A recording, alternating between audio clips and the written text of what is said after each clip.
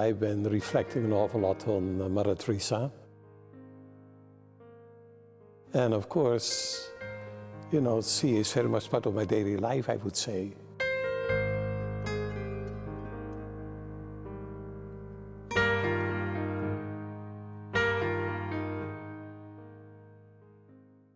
In 1975, in the summer of 75, I went to Holland. I come originally from the Netherlands to visit my family. And then I made a 10-day retreat in Assisi and then to Rome.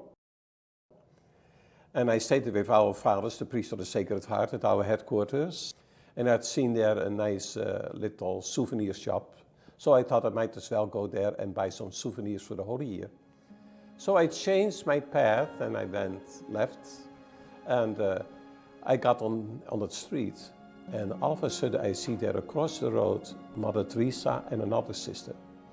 Of course I had never met her, but I knew her from the pictures. And then all of a sudden I thought by myself, here is a saint. And I'm a sinner. It is perhaps a good idea that the sinner goes to the saint and asks for a prayer. So I turned around and she was still standing there with the other sister. So I walked up to her and I said, Mother Teresa, my name is Father Michael, just Michael, that's all I said. And I said, I'm in retreat work, I come from the United States. Would you be so kind as to pray for me? And she said, oh Father, I would be very happy to do that. He said, but I want you to pray for me too, because I need it also. And we talked a little bit, and then she said to me, since you are in retreat work, why don't you come over to our international novitiate here in Rome and give us a talk on prayer? Well, I didn't expect that whatsoever. I said, Mother Teresa, I don't have any problems with that. I said, I will be delighted to do that. And so I ended up giving that retreat to Mother Teresa and those 50 sisters. And some of the sisters were preparing themselves for the final vows.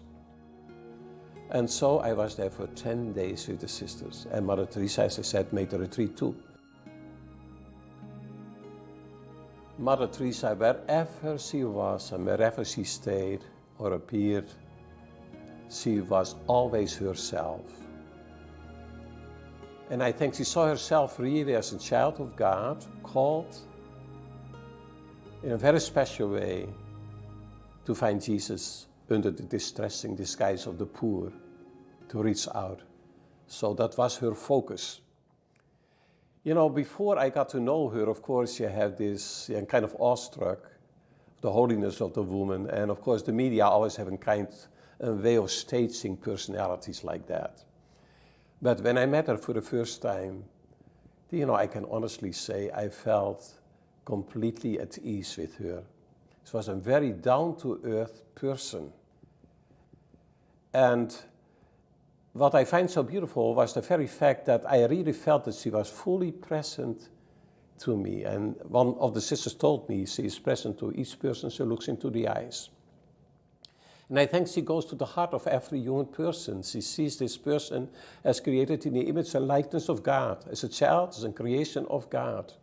And that is very important to her. And what follows from that is her deep reverence for the human person.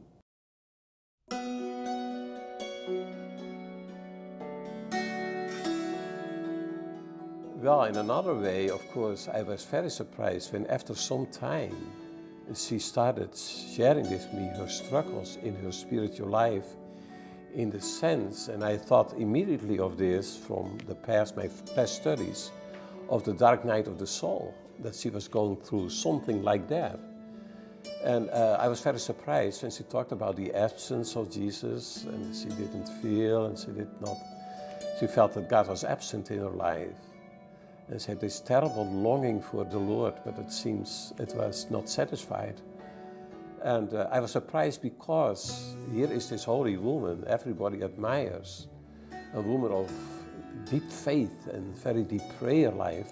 So you expect always that she is perhaps, you know, has that closeness to the Lord. And there's another letter here, dated September the 10th, 1979, where she writes, as for me, the silence and the emptiness is so great that I look and do not see, listen and do not hear. The tongue moves but does not speak.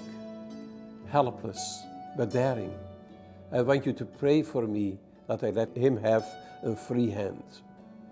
And I have to point out, it was not only a question of the absence of Jesus that she felt, but also that immense longing that she had for him, and which was not satisfied. You have always been thinking of Mother Teresa, that very saintly person who is so close to God, who can do such incredible things because she's so close to God. You know, you expect her to be in deep prayer and contemplation, and sometimes you're even thinking of visions or raptures or whatever it is, ecstasies. So at the same time, I know that in the life of the saints, you know, there are also many examples of people who had to go through that darkness of night, like John of the Cross is talking about a dark night of the soul, and Teresa of Avila. And actually the patroness of Mother Teresa, the little flower, Saint Teresa of Lisieux, the last 2 years of her life, heaven was closed. That was that darkness. And indeed, Jesus himself, he went through the agony in the garden and even said, Father, please let this pass by. And yet, of course, the will of God was everything for him, as it was for Mother Teresa. And Jesus' life, it is, you hardly dare to say it, but it ended in a question mark. When he was dying on the cross, he called out, my God, why have you forsaken me? Question mark. And that was also the total identification of Jesus with us, because I believe that in his humanity, he embraced every single aspect of the human condition. Our joys, our sorrows, our desperations, the loneliness. And I think he let Mother Teresa experience the same. As she could identify with the poorest of the poor, who were still the loving children of God, the beloved children of God. On the other hand, it is also that I studied this very much when I was working on the commission for a beatification, that perhaps the Lord allowed this to happen in her life to make her also identify with the poorest of the poor, because those very people were rejects. They died like flies in the gutters. And they didn't only lack food and shelter, but they also lacked the love and the reverence they are entitled to have as children of God. And Jesus told her, what you are doing to the least of my brothers and sisters, you are doing to me. Now, I like to for a moment also think of another crucifixion in her life, and that is the word she used when she talked about all the attention and all the admiration she experienced in her life. And I told you earlier, when I was Mother Teresa, I always felt very much at ease. I could ask her questions, and sometimes she smiled at me. She said, I said, Mother Teresa, you are like a movie star. I said, wherever you go, people come together and they admire you. You get all those beautiful prizes. You know, she had the John the 23rd Peace Prize, and she had got the Lotus Award from Indira Gandhi, and she got the Templeton Prize, and she saw Queen Elizabeth. She had lunch with Ronald Reagan, and so on. And she was a great friend of the Pope also. I said, how does it affect you? Do you know what she said? She had several answers to this. She said, Father, it goes in here and it goes out there. You know, one ear in, one ear out. And she said, I'm too small to contain it all. But she said also, it is through crucifixion. Because I really feel that all the attention should go to Jesus, not to me. I'm just a pencil in his hands. I said, but I really suffer because the glory should go to Jesus.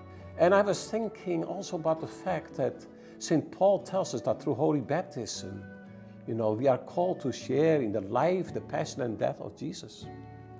It reminds us that those things are going to happen in our lives as well. And it is perhaps not the absence of God, although perhaps I think we feel it like that. But anyway, that is more or less, that are some of the thoughts that I have felt.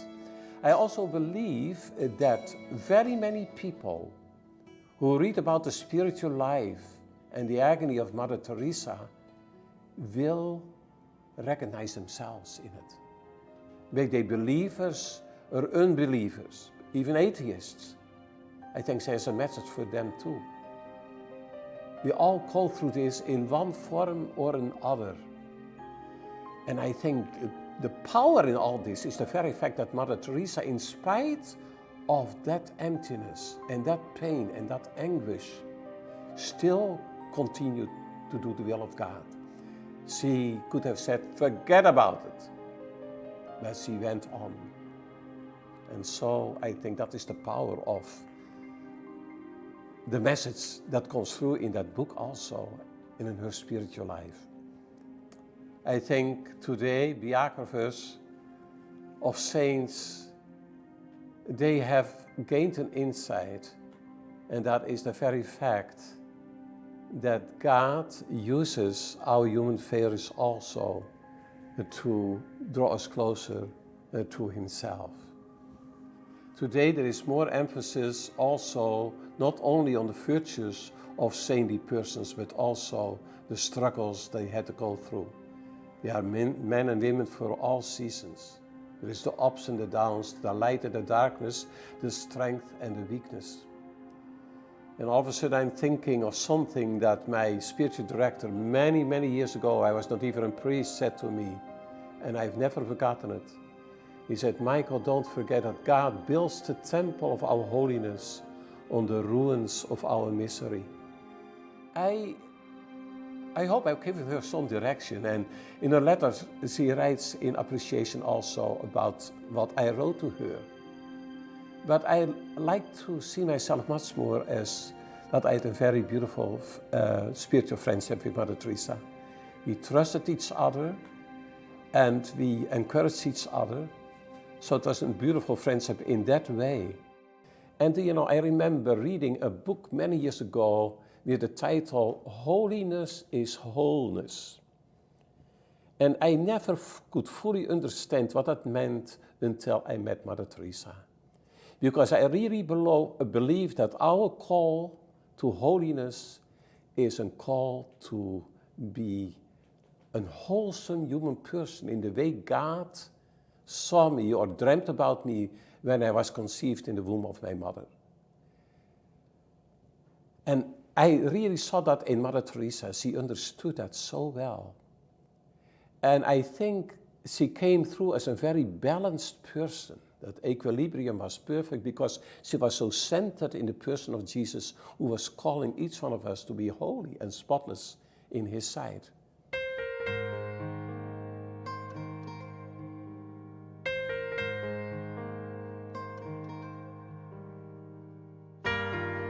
I can tell you right away that Mother Teresa had a very great and deep devotion to the Sacred Heart. Actually, Mother Teresa grew up in a time that the Sacred Heart of Jesus really began to flourish.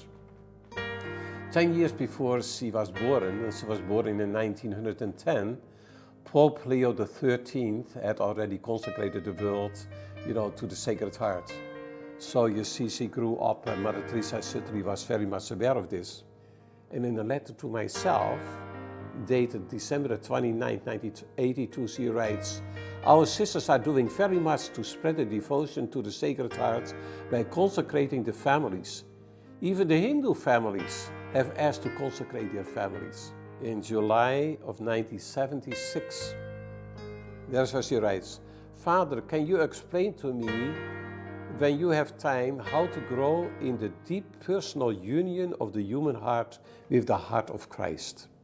And she continues, from childhood, the heart of Jesus has been my first love. I like to read Constitution 98 of the Missionaries of Charity. When He, Jesus, wished to remind ungrateful men that God is love, Jesus simply unveiled His wounded heart. Behold His heart which has loved men so much. She continues, we will turn to it with trust and open hearts to receive His spirit of merciful love. If we spread the devotion to his Sacred Heart, Jesus has promised to have our names written in his heart. Devotion to the Sacred Heart has a special place in our society.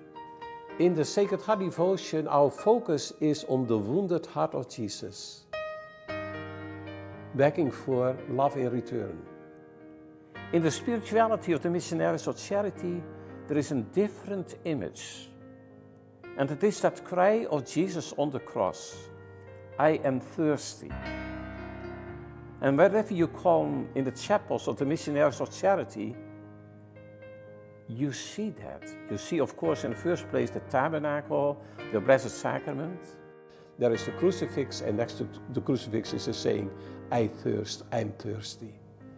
And he is thirsty not just physically, he is thirsty especially spiritually for the love of people.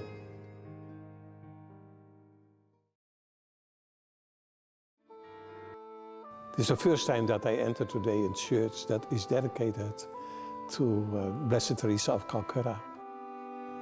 That this woman who was always face to face, or most of the time face to face, with so much human suffering, dealing with so much misery, that she still exuded so much joy, and that she had this beautiful smile.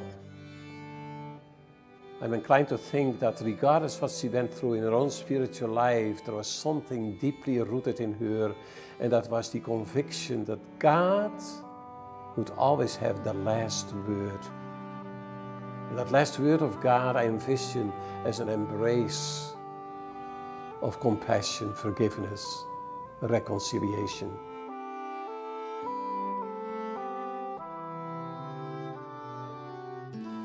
Let us respond to the light in the darkness of our days.